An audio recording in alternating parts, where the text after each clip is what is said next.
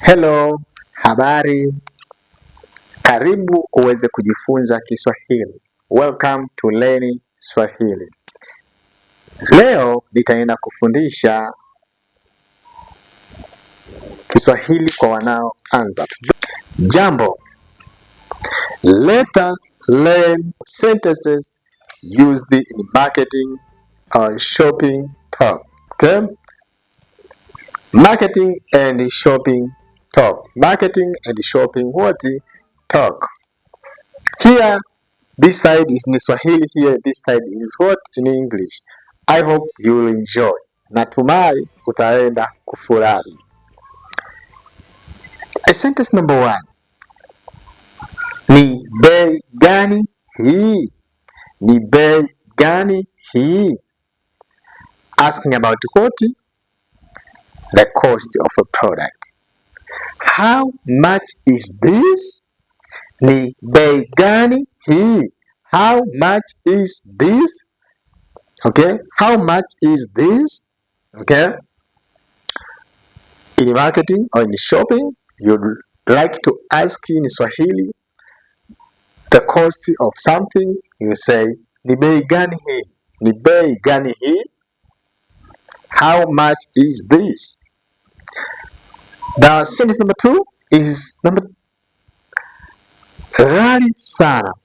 Ghali sana. Here you want to maybe to speak to a one who is selling things or products in market, in a shop. So you want to say that it is very costly. Ghali sana. Ghali sana. Too expensive. Ghali sana. Too expensive. Ghali sana. Then you can quit or you can bargain. Okay? Number 3. Hapana asante. Hapana asante. No, thank you. No, thank you. It is too expensive. No, thank you. Ghali sana. Hapana asante. The last talk is when you want maybe to move from that place. Or you say sawa poa.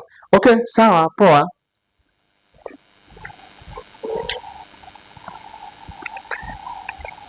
In English you say okay, cool. Okay, cool. Okay, cool.